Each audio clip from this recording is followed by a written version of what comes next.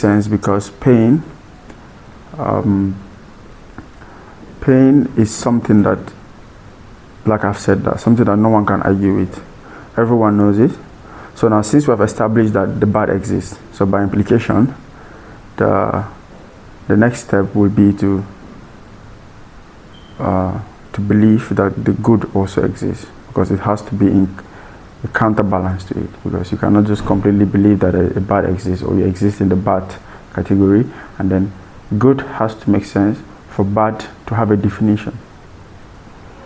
So now, because that would be a necessary consequence of having the bad. So now the next step now will be to,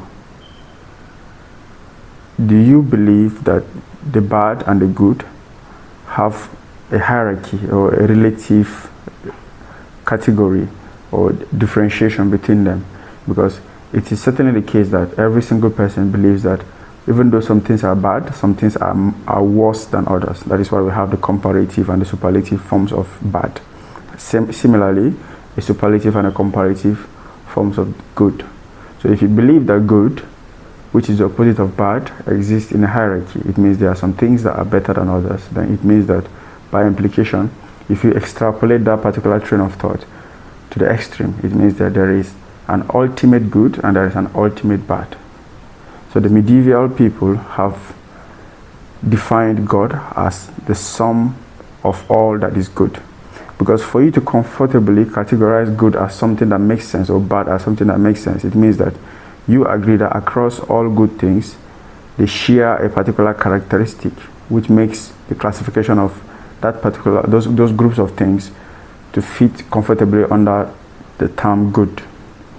So it means for good to exist, it means there is a category where you classify every single thing that you consider good. And for you to consider a series of things to be good, it means they share a certain essence amongst them, which makes the classification of them very easy or necessary or useful. So now, God, by implication, or as far as the definition of the medieval people is concerned, when they started wrestling with this particular idea of belief and the transcendent idea, they have classified God to be at the top of that hierarchy of all good things. So now, if